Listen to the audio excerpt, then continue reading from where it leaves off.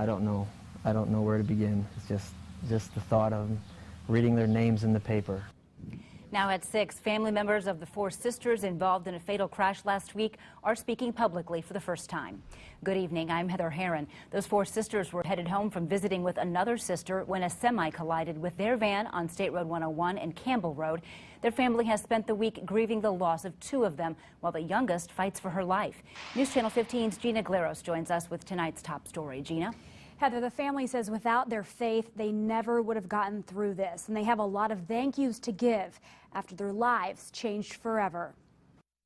13-year-old Lisa Schmucker's cousins say she would be working alongside them this afternoon. But 1 week ago today, she and 3 of her sisters, 11-year-old Lydia, 8-year-old Sarah, and 20-year-old Lori, left their home to take lunch to their brothers who are working. After stopping at their sister's home, they collided with a semi. It took a few hours for us to realize even who was alive and who wasn't.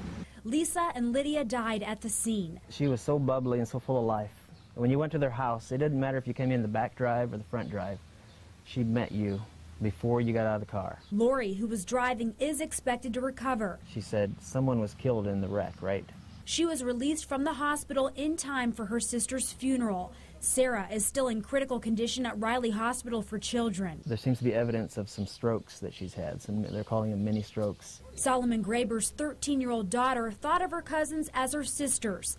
The 2 girls, who lived just a mile away, would sometimes run through these woods to meet each other, playing on this swing set.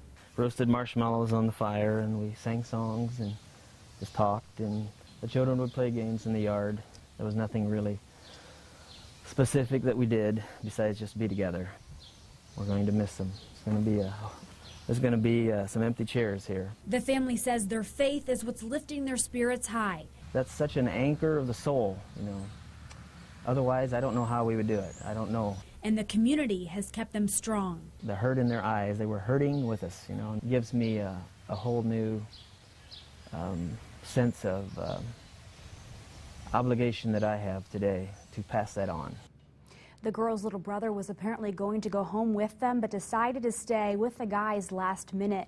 The family has not went back to the crash site yet, but do plan on going at some point together. Now, the girl's cousin has set up a GoFundMe account to help with medical expenses. If you'd like to donate, head to this story on WANE.com. Okay, thank you.